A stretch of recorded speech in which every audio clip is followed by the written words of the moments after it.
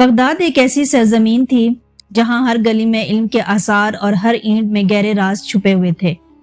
دنیا بھر کے سیاسی، علمی اور فلسفی لوگ بغداد کو اپنا مرکز مانتے تھے۔ یہاں سے فارغ شدہ لوگ معاشرے میں ایک الگ مقام رکھتے تھے۔ اس شہر میں ایک ممتاز فلسفی قاضی نعمان کا نام شہرت کی بلندیوں پر تھا۔ ہر مسئلے میں ان کی رائے کو بہت اہمیت دی جاتی تھی اور کوئی بھی فیصلہ ان کے حکم کے بغیر ناقابل قبول ہوتا تھا۔ بغداد کی ایک قدیم گلی میں قاضی نعمان کی ایک چھوٹی سی درس گاہ تھی جہاں لوگ علم اور فلسفہ سیکھنے آتے تھے۔ آج قاضی نعمان نے ایک اہم فیصلہ کیا تھا۔ وہ چاہتے تھے کہ اپنے 4 شاگردوں کے علم اور حکمت کی گہرائی کو ناپیں۔ ان کے نزدیک یہ امتحان نہ صرف ان کی ذہانت اور قابلیت کا امتحان تھا بلکہ ان کی صلاحیتوں کو معاشرتی خدمت کے لیے بہتر طور پر تیار کرنے کا موقع بھی تھا۔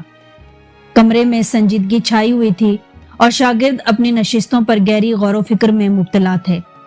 قاضی نعمان نے سوالات کے ذریعے نہ صرف ان کے علم کو جانچنے کا فیصلہ کیا بلکہ ان کے کردار کی گہرائی کو بھی پرکھنا چاہا۔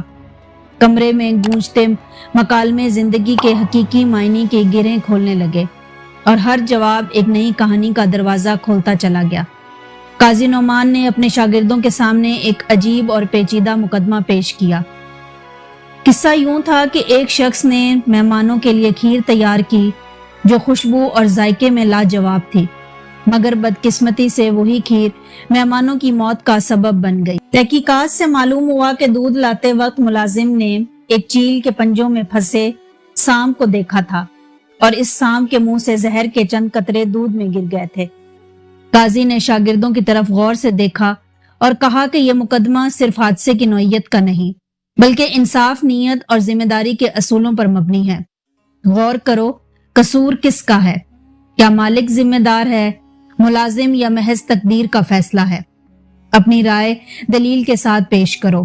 شاگرد سنجیدگی سے اس غیر معمولی واقعے پر سوچنے لگے۔ ہر ایک اپنی بصیرت کے مطابق جواب دینے کے لیے تیار تھا۔ پہلا شاگرد اعتماد کے ساتھ کھڑا ہوا اور کہا، یہ ملازم کی غفلت کا نتیجہ ہے۔ اگر وہ دودھ کے برتن کو ڈھانپ کر لاتا تو زہر کے قطرے دودھ میں نہ گرتے۔ اس کی لاپرواہی نے معصوم جانوں کو موت کے گھاٹ اتارا، لہذا سزاوار بھی وہی ہے۔ قاضی نعمان نے اس کی بات کو غور سے سنا اور نرمی سے جواب دیا، تمہاری دلیل میں وزن ہے اور آپ کا مطلب ہے کہ احتیاط کا دامن کبھی نہیں چھوڑنا چاہیے، لیکن غفلت کو سزا کا سبب بنانا اس وقت جائز ہوگا جب اس کا مقصد بدنیتی ہو۔ یہ ملازم کا جرم غفلت کا تو ہے مگر یہ ایسا گناہ نہیں کہ اسے موت کی سزا دے دی جائے۔ پہلے شاگرد کا سوال اس کے ذہن کے مطابق ٹھیک تو تھا لیکن گہری جانچ کا مقابلہ نہیں کر سکتا۔ قاضی نے دیگر شاگردوں کی طرف دیکھا گویا ان کی رائے کا انتظار کر رہے ہوں۔ دوسرا شاگرد سنجیدگی سے بولا، میری رائے میں اصل ذمہ داری مالک پر آتی ہے۔ مہمانوں کی میزبانی میں احتیاط سب سے اہم ہے۔ اسے چاہیے تھا کہ کھانے کو خود چکھتا تاکہ کسی بھی خطرے کا اندازہ لگایا جا سکے۔ اگر اس نے یہ قدم اٹھایا ہوتا تو یہ سانیہ پیش نہ آتا۔ قاضی نعمان نے شاگرد کی بات کو تحمل سے سنا اور مسکرا کر جواب دیا، تمہاری سوچ میں ایک پہلو ہے کہ میزبان کو ذمہ داری کا مظاہرہ کرنا چاہیے، لیکن کیا یہ لازمی تھا کہ وہ زہر کا اندازہ لگا سکتا؟ اگر یہ کھانا مالک کی موت کا سبب بنا ہوتا تو پھر ذمہ دار کون ٹھہرا؟ نیت اور احتیاط میں فرق ہے اور نیت پر شک کرنا انصاف کے اصولوں کے خلاف ہے، اس لیے یہ دلیل بھی مکمل نہیں۔ قاضی نے یہ دلیلیں رد کرتے ہوئے دیگر شاگردوں کی آرا جاننا چاہا۔ تیسرا شاگرد اپنی جگہ سے اٹھا اور پختہ لہجے میں بولا، میری رائے میں یہ محض ایک قدرتی حادثہ تھا جس پر کسی کو الزام دینا نا انصافی اور غیر ضروری ہے۔ مہمانوں کی موت ان کی تقدیر میں لکھی تھی اور اس واقعے کو کسی فرد کی غفلت یا ذمہ داری سے جوڑنا مناسب نہیں۔ اگر مقدر کی بات کی جائے تو ہر چیز تقدیر کے ساتھ جڑ سکتی ہے اور اسی طرح پھر کسی پر سزا لاگو نہیں ہونی چاہیے، اور تقدیر کا ذکر کرنا انصاف کے عمل کو غیر ضروری حد تک محدود کر دیتا ہے۔ یہ دلیل بھی انصاف کے اصولوں پر پوری نہیں اترتی۔ قاضی کی نظریں اب چوتھے شاگرد کی طرف تھیں۔ چوتھا شاگرد اپنے گہرے دلائل کے ساتھ آگے بڑھا اور آہستہ سے بولا، سب سے پہلے ہمیں یہ طے کرنا ہوگا کہ اس واقعے کا گواہ کون ہے۔ کس نے چیل کو سانپ لے جاتے دیکھا؟ کس نے دودھ میں زہر کے قطرے گرتے دیکھے؟ اگر یہ منظر ملازم نے بیان کیا تو وہ شک کے دائرے میں آتا ہے۔ ہو سکتا ہے کہ ملازم نے اس میں زہر ڈالا ہو سکتا ہے دودھ والے نے اس میں زہر ڈالا ہو۔ اگر مالک نے یہ بیان دیا تو شک اس پر آتا ہے، اور اگر کوئی گواہ نہیں تو جس نے یہ کہانی گھڑی ہے وہی قاتل ہے۔ قاضی نعمان نے اس کی بات سن کر بڑی گہری نظر سے اس کا جائزہ لیا اور پھر مسکراتے ہوئے کہا، تم نے انصاف کے اصولوں کو گہرائی سے سمجھا ہے۔ واقعی حقیقی انصاف وہی کر سکتا ہے جو سوالات کی تہہ تک پہنچے، اور تم نے اس آزمائش میں کمال دکھایا ہے۔ تم ہی اس منصب کے اہل ہو۔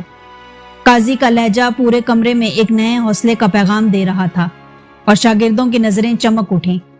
قاضی نعمان نے اپنے چوتھے شاگرد کی بصیرت کی داد دی اور کمرے میں بیٹھے دیگر شاگردوں کو گہرائی تک فلسفہ اور منطق کو سمجھنے کا مشورہ دیا۔ انہوں نے کہا کہ علم وہ خزانہ ہے جو انسان کو نہ صرف دنیا کی حقیقتوں سے آگاہ کرتا ہے بلکہ اسے اس کے علم اور کردار کا بھی سچا رہنما بناتا ہے۔ لوگوں میں علم کے ساتھ محبت کا یہ عالم تھا کہ اس دن بغداد کی گلیوں میں اس واقعے کا چرچا ہو گیا، اور لوگ نہ صرف قاضی کی حکمت کو سراہنے لگے بلکہ اس کے شاگرد کے انصاف کی بصیرت پر بھی فخر کرنے لگے اور اس کو مختلف انعامات اور اکرامات سے نوازا۔ جب قاضی نعمان بوڑھا ہوا تو اس نے اپنے قابل شاگرد کو اپنا جانشین بنایا۔ اس دور میں قاضی کا فیصلہ کسی لکیر کی طرح تھا جس پر تحقیق اور مزید جانچ کرنا قانونی خلاف ورزی سمجھا جاتا تھا۔ اس لیے قاضی بننے کے لیے سخت ترین مسائل کا حل تلاش کرنا، اسلامی اور قانونی طور پر مسائل کو سمجھنا، اور فلسفہ وہ منطق کی گہری بصیرت رکھنا ضروری تھا۔